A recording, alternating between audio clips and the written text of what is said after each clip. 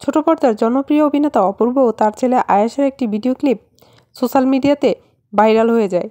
যে ভিডিওটি দেখে অনেকেই আবেগে আপ্লুত হয়ে যায় এবং তাদেরকে নিয়ে নেগেটিভ মন্তব্য ও পোস্ট করতে থাকে, যেটা দেখে রীতিমতো অপূর্ব ও তার প্রাক্তন স্ত্রী অদিতি দুজনেই অবাক এবং তারা দুজনেই ফেসবুক পোস্টের মাধ্যমে জানান দেয় যে তারা আলাদা হয়ে গেলেও দুজনেই সন্তানকে অনেক বেশি টেক কেয়ার করেন, ভালোবাসেন। অপূর্ব বলেন, কিছু মানুষের সত্য মিথ্যার বোধ নেই, ন্যূনতম সম্মানবোধও না। কিছু মানুষের গসিপ আর মিথ্যার কারখানা সমাজকে বিষাক্ত করে। আর কিছু গড়পড়তা মানুষরা যাচাই না করেই শেয়ার করেন, রিয়েক্ট দেন, ভুল বিচার করেন। সন্তানের প্রতি বাবা মায়ের ভালোবাসা নিয়েও চলে নোংরা বিচার ও আজেবাজে কথাবার্তা। এটা শুধু লজ্জাজনকই নয়, চরম অমানবিকও।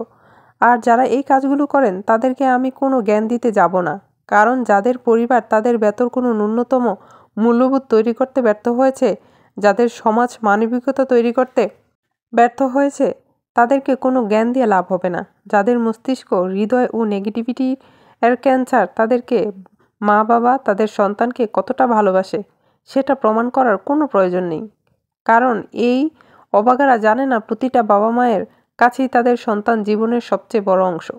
তার প্রতিটি হাসি, প্রতিটি কান্না, প্রতিটি অর্জন, সবকিছুই তারা নিজের হৃদয়ে অনুভব করে।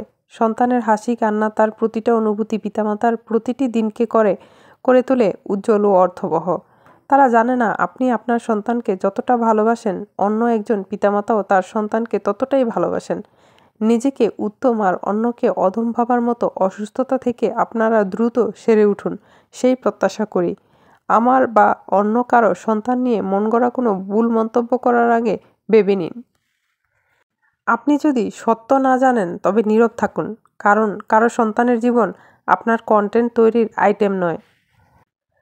আর যে কিছু বুইফোর নিচু মানসিকতার মানুষ ব্যস্ত অন্যের চরিত্র হননে, যারা এতটাই নিচু যে পিতামাতা পুত্রের গভীর ভালোবাসার মধ্যেও অন্য কিছু খোঁজার চেষ্টা করেছেন, মিথ্যা তথ্য আর গাঁজাখুরি বানানো গল্পের আশ্রয় নিয়ে ভিউ পাওয়ার আশায় সাধারণের কাছে এমন কিছু পৌঁছে দেওয়ার চেষ্টা করেছেন যা দেখে সাধারণ মানুষ বিভ্রান্ত হন।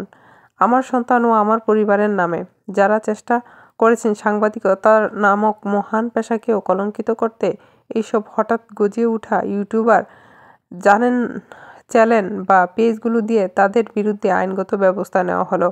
অলরেডি 3 জনকে শনাক্ত করে আনাও হয়েছে, বাকিদেরকেও আইনের আওতায় আনা হবে খুব শীঘ্রই। আর এত দ্রুত ব্যবস্থা নেওয়ার জন্য বাংলাদেশ সাইবার ক্রাইম ইউনিটকে ধন্যবাদ। সবাই মিলে একটি সুস্থ সমাজ গড়ে তুলি, বাংলাদেশকে এগিয়ে নেই।